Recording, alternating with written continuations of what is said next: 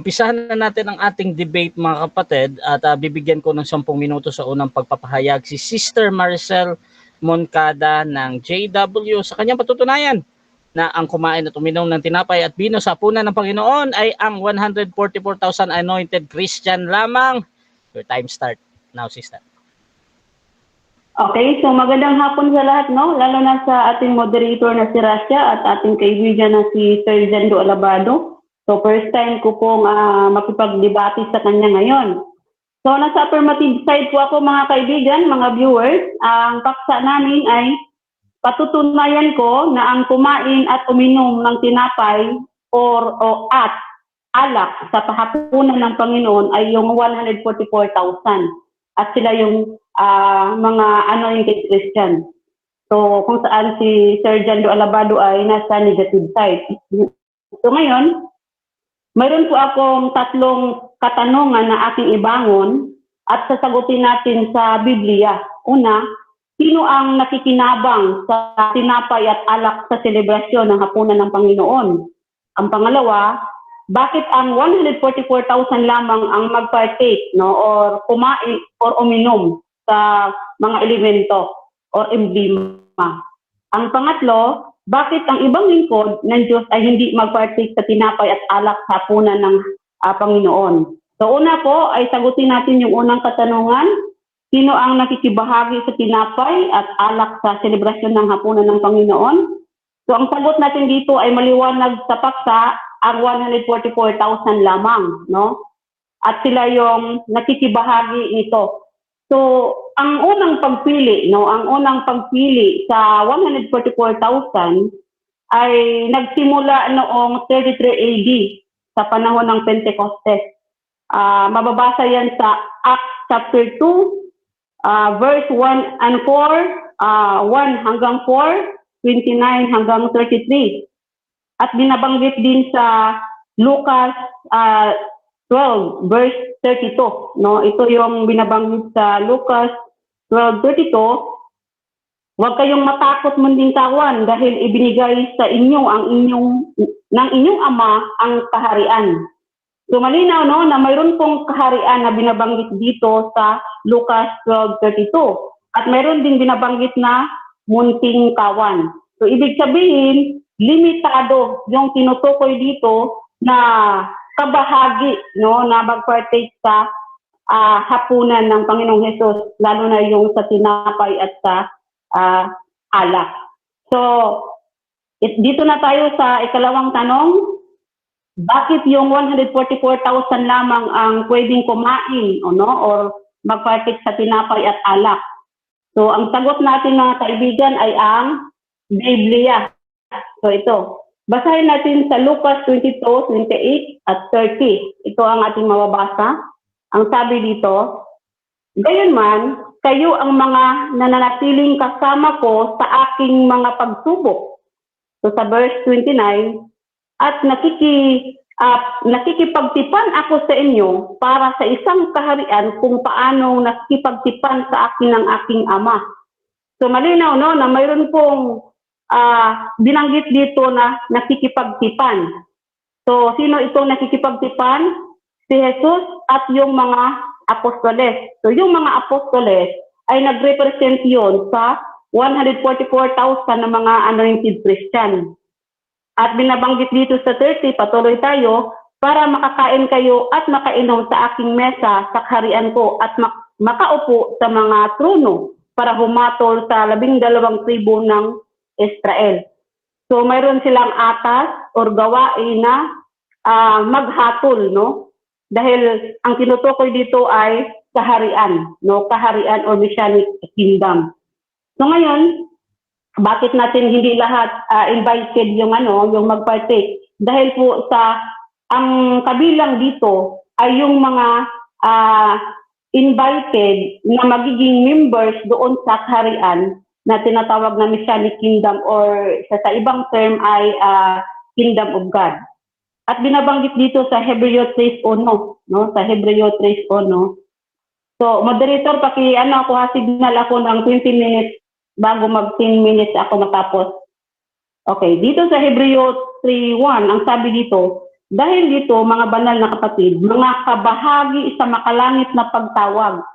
So mayroon pong mga kabahagi sa makalangit na pagtawag at sila yung mga banal.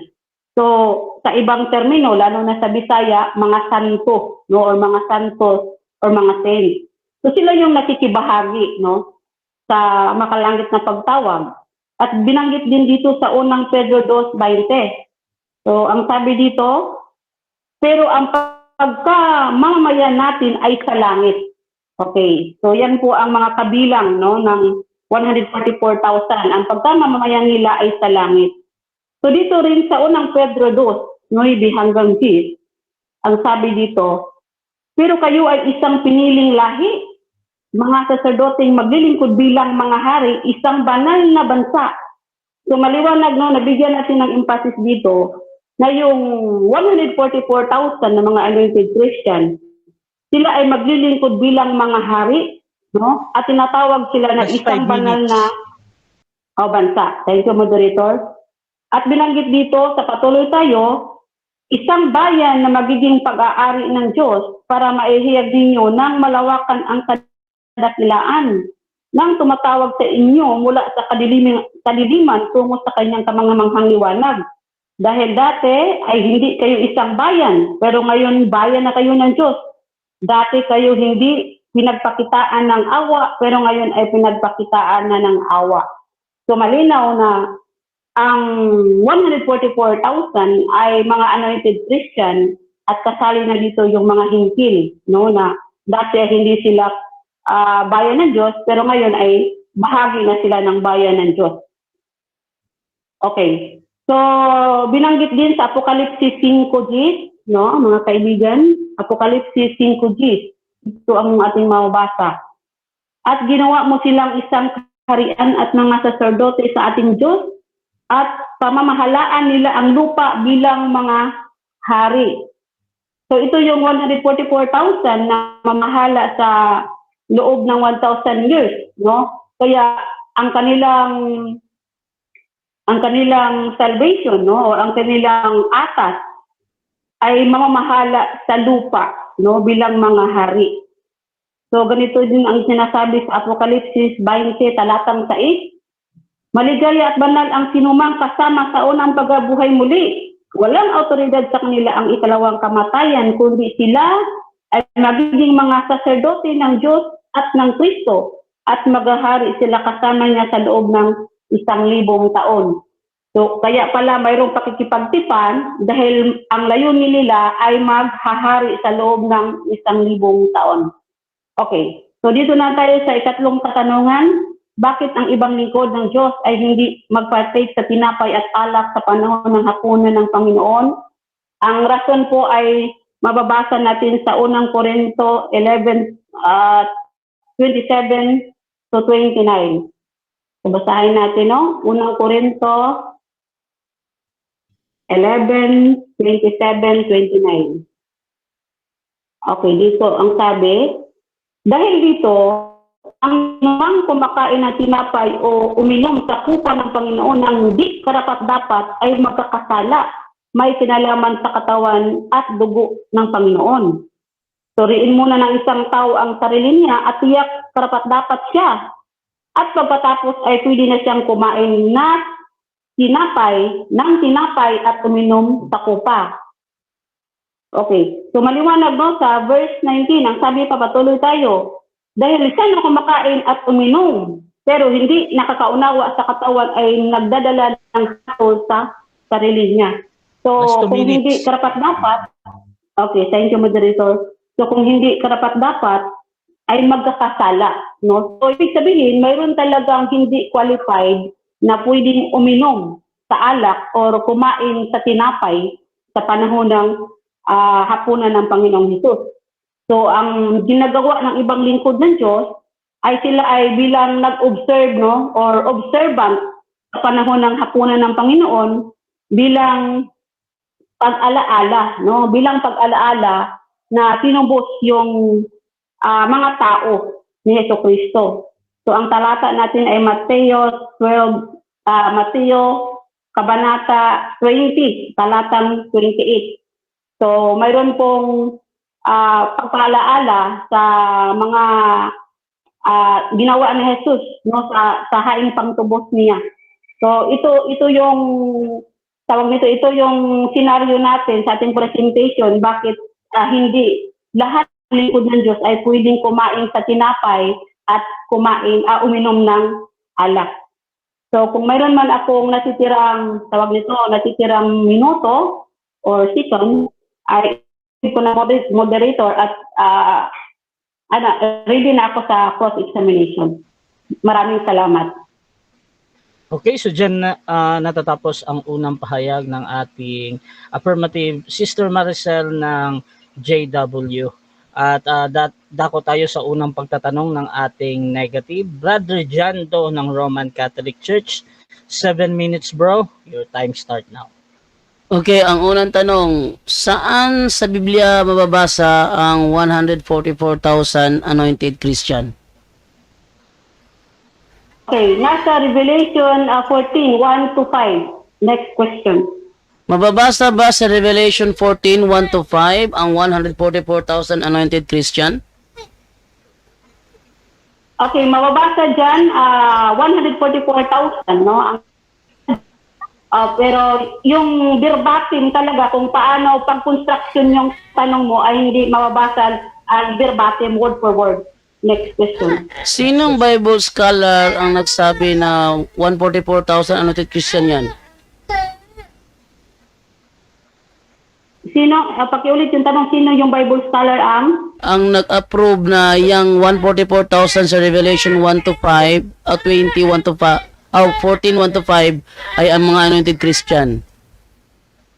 Okay. Ngayon, wala akong maibigay na external reference, no? Pero maliwanag na ang aking primary reference ay yung Biblia. So, Biblia ang nagsabi na yung 144,000 ay mga anointed Christian, konektado doon sa Acts chapter 1, 1 to 8 at Acts chapter 2. No, na sila Next yung question. mga kabahagi sa 144,000. Okay. Tinatanggap mo ba na hindi mababasa sa Bible yung 144,000 anointed Christian? Yes or no?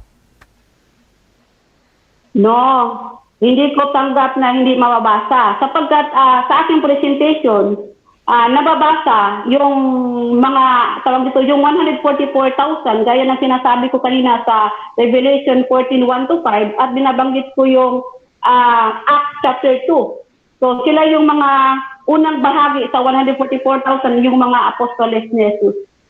Next question. Saan natin mababasa na ang mga apostoles ang unang bahagi sa 144,000 anointed Christian? Okay. Nasa Acts 1 to Acts chapter 1 verse 8 at nasa Acts chapter 2 1 hanggang 4, 29 to hanggang 33. So, nandyan na mga talata. Sila yung unang bahagi na pinapahiran ng banal na espiritu. Saan sa specific na verse na sinasabi mo na ang mga apostol ang unang bahagi ng 144,000 anointed Christian? Okay, ulitin ko, Gawa 1:8. Ito ang sabi, datapwat tatanggapin ninyo ang kapangyarihan pagdating sa inyo ng Espiritu Santo at kayo'y magiging mga saksi ko sa Jerusalem at sa buong Judea at sa Samaria at hanggang sa kaulihang hangganan ng lupa. So maliwanag na ito ay yung mga unang bahagi, yung mga apostoles ni Jesus. Yung unang bahagi sa 144,000. Nasa screen ngayon ang Gawa 1:8. Bakit hindi ko dito mabasa ang sinasabing 144,000? Okay. So, hindi specific na binabanggit sa Gawa 1:8, no? Yung 144,000 kasi nga sila yung unang bahagi. Pero mababasa mo yung 144,000 doon sa aklat ng Juan, Revelation 14, chapter 1 to 5. Okay. Magkakonektado ang dalawang talata. Sunod na tanong. Next question. Okay, sa Revelation 14, 1 to 5, saan ito sinasabi dito na yan ay 144,000 anointed Christian?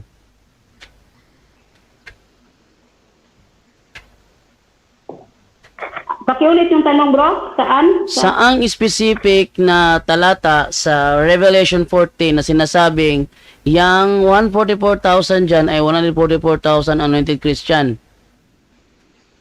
Okay, dito ha, ang binanggit sa 4:1 at sinabi ito, at tumingin ako at narito ang kordero ay nakatayo sa bundok ng Sion at ang kasama niya ay 144,000 may pangalan niya at pangalan ng kanyang ama. So malinaw na itong mga 144,000 na kasama ni Jesus, ito ay mga anointed Christian sapagkat kinuha sila sa iba't ibang bansa. Hindi ito likas na Next question. bansa ng Israel. Yang 144,000 bang tinutukoy dyan, yan ba yung sinasabi sa Revelation 7:4? Yes or no? Revelation 7:4. Oh, wait lang ha.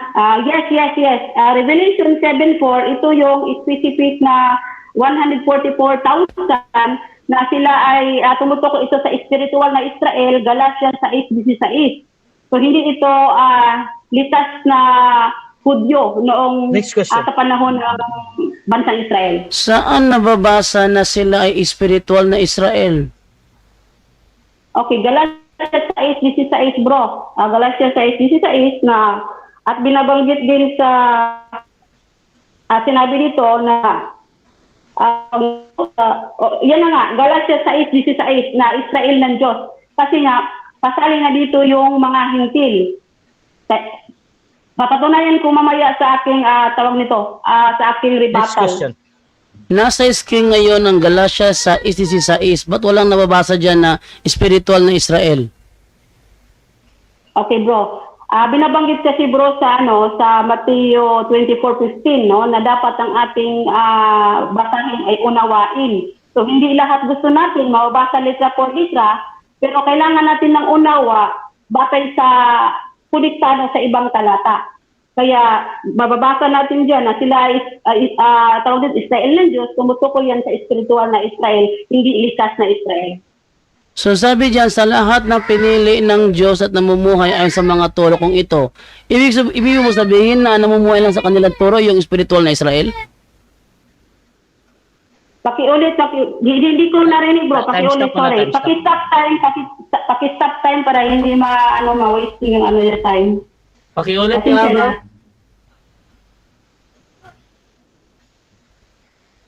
Pakiulit yung tanong. Kumuha muna ako ng biskwit kasi yung anak ko. Time pause muna, Brother Rasha. Okay, pause mo na. Okay. O, naka-time stop na eh. Ayaw ko tigilan ito. Oh. Oh, okay na. Ayan.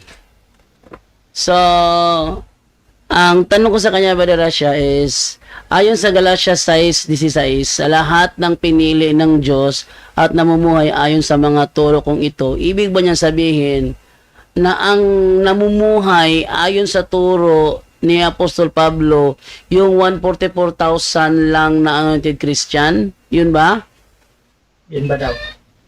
Okay. Eto bro, ang nagsisilakad ayon sa lituntunin ay hindi lamang tumutukoy sa sa 144,000 dahil mayroon na pong ibang lingkod na sumusunod sa lituntunin ng Diyos. Kaso dito sa Israel ng Diyos, specifically, kung ikulit natin doon sa Revelation na 14:1-5, ay tumutukoy lang ito sa 144,000 na ang kanilang pag-asa ay nasa Next langit. question. Sabi sa iyong paksa na ang kumain ng tinapay at uminom ng alak Time. ay na sige. Okay. So dyan natatapos mga kapatid ang unang pagtatanong ng ating negative. At syempre dako tayo sa kanyang presentation. Pero bago yan, sa mga bagong pasok dyan sa ating live, meron tayong debate ngayon mga kapatid between JW and Roman Catholic Church. At ang topic nila ay patutunayan ko na ang kumain at uminom ng tinapay at bino or wine sa hapunan ng Panginoon ay ang 144,000 anointed Christian lamang. So affirmative natin mga kapatid yung tinatanong kanina at negative naman yung bibigyan ko ng 10 minuto sa pagpapahayag. Brother John Do ng Roman Catholic Church, your time start now bro. Okay. Time pause muna bro. Sige, sige. So, shoutout muna mga kapatid sa ating nasa live dyan, ha? Sa kay Brother Jando, alam ko marami kayo dyan. At dito din sa ating YouTube at Facebook mga kapatid, kay Hamza Abdul, kay James Alaher, kay Jimboy Quimson, kay Jimwell Bungalo, shoutout sa iyo. Grace Barrios, shoutout ng malaki, at si The Professor na feeling theologian. Albert Hinkel mga kapatid ng Born Again, shoutout sa iyo lagi, bro. At Okay na. sige bro. Magsa-start yung time mo bro. Okay. So, ang tema kasi na tatalakayin niya is patutunayan niya na ang kumain ng tinapay at uminom ng alak sa hapunan ng Panginoon ay ang 144,000 na anointed Christian lamang. Doon nga ako nagtaka bakit yan ang tema niya, pero sa Biblia hindi totoo na na 144,000 ang kumain, anointed Christian ang kumain doon sa banal na hapunan. Dahil kung babasahin po natin yung sinasabi sa Mateo 26 ba yun? 26:20 ba yun? Hindi ako nakakalimot. Ang sabi, ayan, kinagabihan, naghapunan si Jesus at ang 12 tagasunod. 12 lang, hindi nga umabot ng ng 20, tapos sa kanya naabot ng 144,000. 12 lang yan. At nung sila ay kumain doon sa hapunan, wala naman sinasabi na bawat isa sa kanila ay may nire-representang ilang daan na mga na mga kabanay. Wala naman ganun. Oh. So biblically, ang umaten sa hapunan at kumain ng tinapay at uminom ng alak 12 lang at si Kristo. Ibig sabihin, kung bibilangin, 13 lang sila doon. Tsaka sinasabi nila na spiritual na Israel, walang spiritual na Israel sa Bible. Wala. Tsaka wala ring sinasabi sa Bible na 144,000 anointed Christian. Ang nasa Bible, 144,000 tribes of Israel. Sila yung yung tribo ng Israel. Yung 144 tribes of Israel, physically Israelinhon yun. Israelites yun, physically Israelites sila. Walang sino man sa kanila ang physically ang spiritually Israelites, because there's no such thing as spiritually Israelites. Baka kako na lang na misunderstood yung sinasabi na Hudyo sa puso. Mali. Para lang ganito ba? Sample lang natin ikaw ay Pilipino, pero ikaw ay namumuhay na parang Amerikano, na hindi mo na kinikilala kung ano yung kulturang Pilipino. Ikaw ay namumuhay bilang Amerikano sa puso, pero hindi ka Amerikano. Yun ang ibig sabihin nun. Pero walang there's no such thing as spiritual na Israel. Ang meron talaga physical Israel, yun ang meron. Walang spiritual Israel, kaya ang umaten sa hapunan ng Panginoon, 13, hindi 144,000. Ang tema niya, patutunayan niya na ang kumain at uminom, kumain ng tinapay at uminom ng alak sa hapunan ng Panginoon. Sa hapunan ng Panginoon ay 144,000 anointed Christian lamang. Wala yan sa Bible. Ang nasa Bible, ang kumain ng tinapay at uminom ng alak sa hapunan ng Panginoon ay 13 sila doon. Si Kristo kasama ang 12 mga apostol. Sila lang ang kumain at uminom. 12. Si Kristo kasi hindi kasi siya uminom doon, hindi siya kumain din doon, no? So ang umaten lang pala, ang kumain lang pala ng tinapay at uminom ng alak sa hapunan ng Panginoon ay 12. Kasi binigyan ni Kristo, and ito ang aking katawan. Tauto estinto somamu. Kainin nyo ito. Oh, binigyan niya sila. Binigyan sila sa kanilang kamay at kanilang sinubo. Ito naman yung dugo ko na siyang tipan para sa inyo. Pinainom, 12 rin na pinainom. Hindi umabot ng 20. Hindi umabot ng 50. Hindi umabot ng 100. Kung hindi umabot ng 20, how much more ang 144,000? Hindi sila makakasya, maliit lang yung kwarto doon. Literally, physically, 12 lang yung kumain ng tinapay at uminom ng alak sa hapunan ng Panginoon at hindi 144,000. Wala ring Bible scholar ang nagsabi na ang 144,000 tribes of Israel ay 144,000 anointed Christian. Walang ganun. Sa Biblia, ayon sa babasahin natin yung sinasabi sa Juan 6:54, ganito ang sinasabi. Sa 6:54, ganito. Yan. Pero ang kumakain ng aking katawan, natin simulan to sa sa 53. Sinabi ni Jesus sa kanila, sinasabi ko sa inyo ang totoo, malibang 4 minutes. malibang kainin ninyo ang katawan ng anak ng tao at inumin ang kanyang dugo, hindi kayo magkakaroon ng buhay na walang hanggan. Pero ang kumakain ng aking katawan at umiinom ng aking dugo ay may buhay na walang hanggan.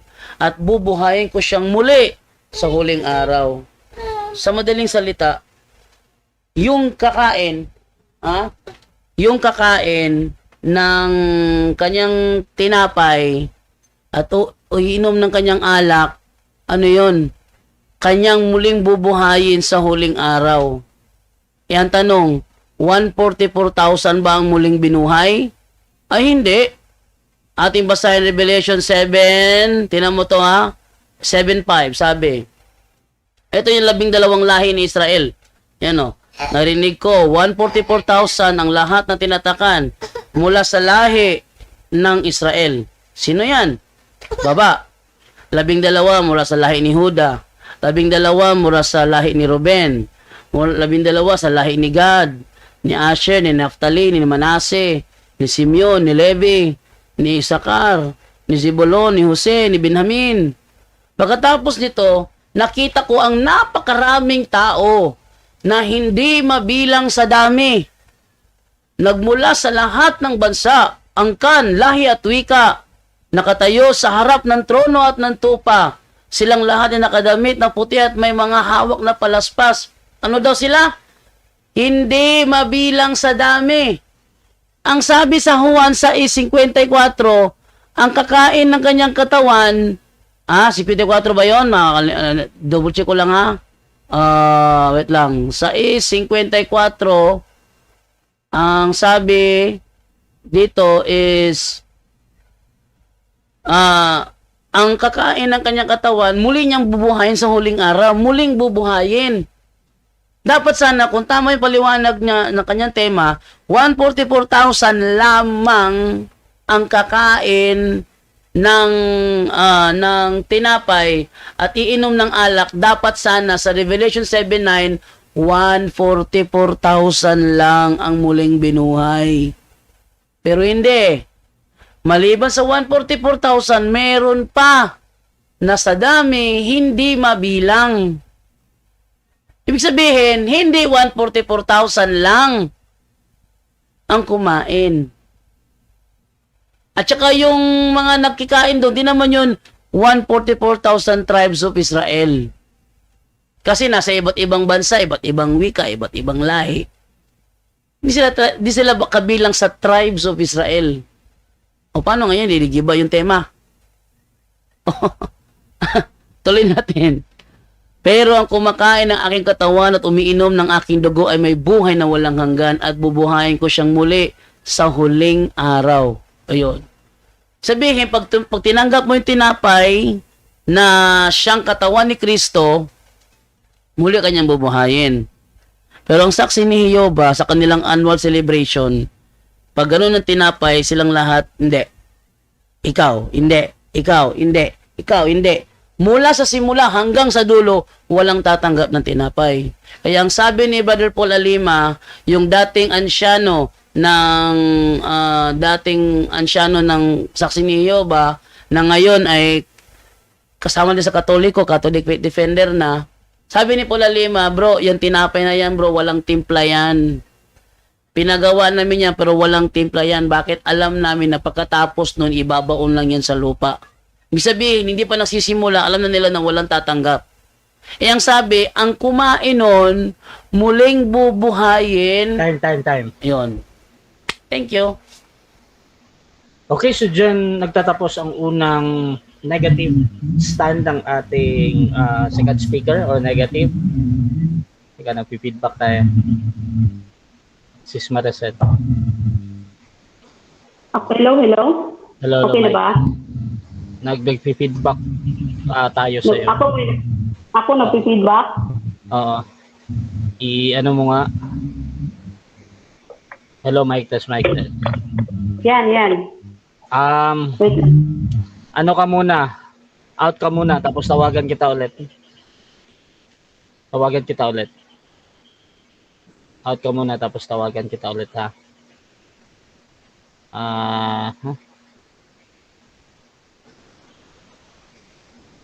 Wait lang. Tatawagan natin siya ulit.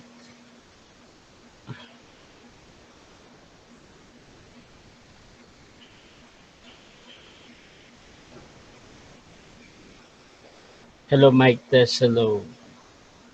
Yan, wala na. Okay, so tuloy-tuloy lang tayo mga kapatid. 7 minutes sa unang pagtatanong ng ating affirmative Sister Maricel ng JW. Your time start now. Okay. So, ang una kong tanong sa Juan 6:54, no? Rinig ba ako ito? Okay, sa Juan 6:54, ito ba yung panahon ng hapunan ng Panginoong Hesus? Yes or no? Yes, ito ay sa hindi siya during sa hapunan, pero binabanggit ito patungkol sa mangyayaring hapunan. Ito ay patungkol sa siyang tinapay ng buhay. 'Yun. Okay. Okay, next question.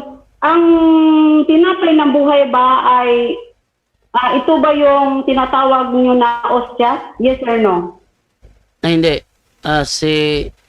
Sa amin, kailangan mo na siyang i-consecrate para bang nangyari sa banal na hapunan, nag-consecrate mo na si Kristo bago siya nangyaring sinabi niya, tauto estinto soma mo. Next question.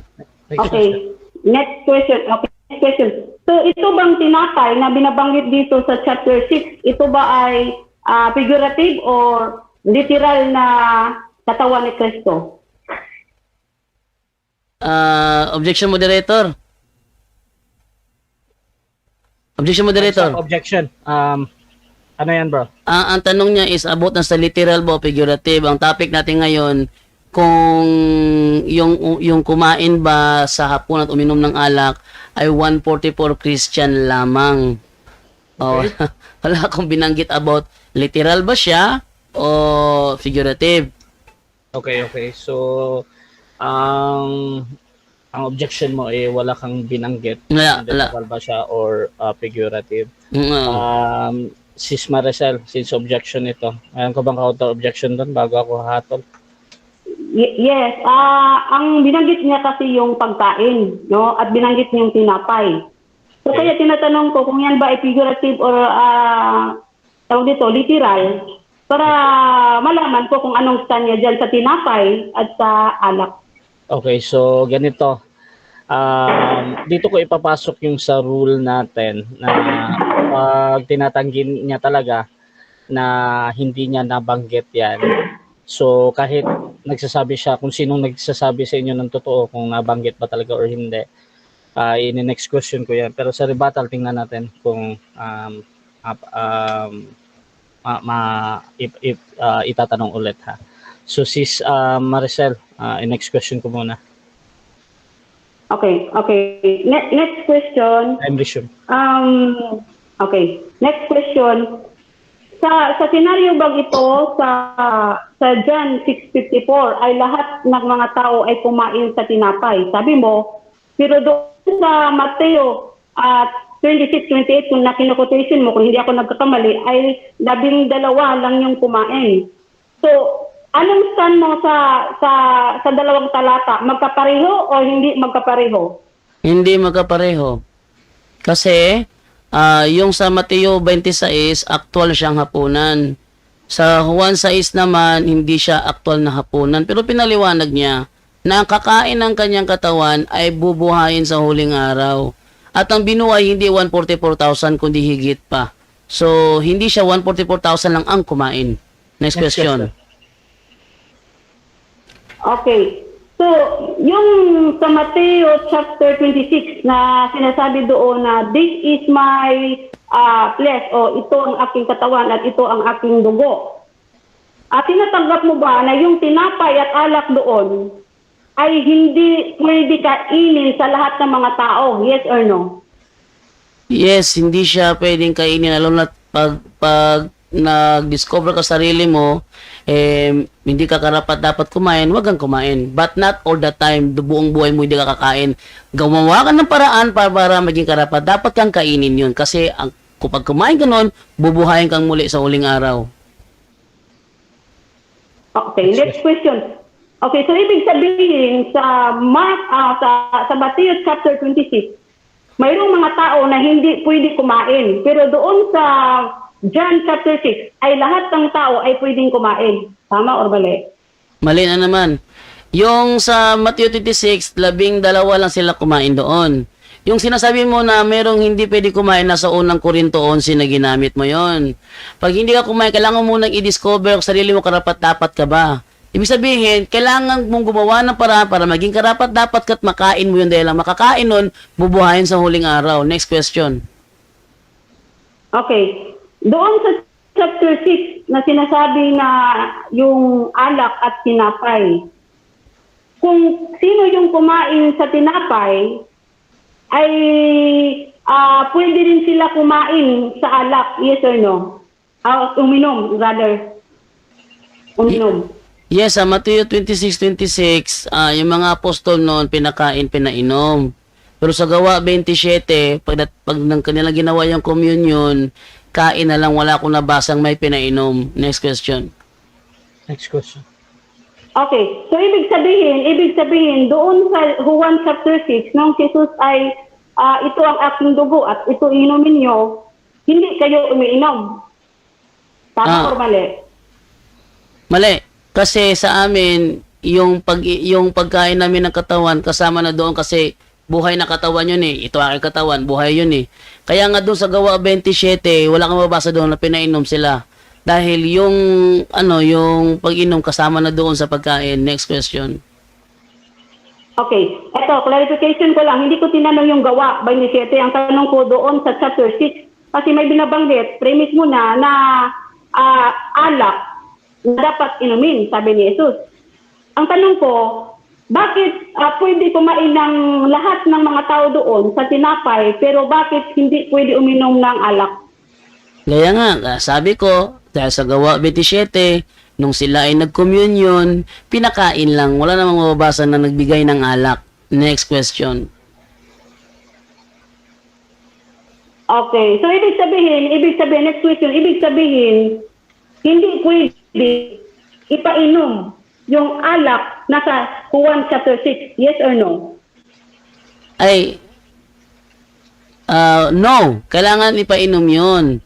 Kaya nga sa amin, pag sinabi kasi sa amin na consecration, iisa na lang yan, buhay na katawan eh. So may laman na yun. Sana napag-aralan mo yung Eucharistic miracle para hindi ka na magtanong ng ganyan. Next question. Okay, so next question. Ito bang tinapay at ay naging literal na katawan ni Jesus at dugo ni Jesus? Yes or no? Yes. Sabi niya doon sa Mateo 26:26, Tauto estinto sumamu. Ito ang aking katawan. Wala siyang sinabi, ito ang simbolo ng aking katawan. Sabi niya, ito ang aking katawan. Kung nagsisinungaling siya doon, figurative yan. Kaso totoo yun kaya literal yan. Next question. Next question. Okay, next question. Itinatanggap mo ba na yung mga apostol ay mga anointed Christian? Yes or no? Yes, yung mga apostol, dahil si Kristo pumili, anointed Christian sila, pero 12 lang, hindi umabot ng 144,000. Okay. So, next question. 7 minutes tayo. Okay mga kapatid, so dyan nagtatapos ang ating first stage ng debate.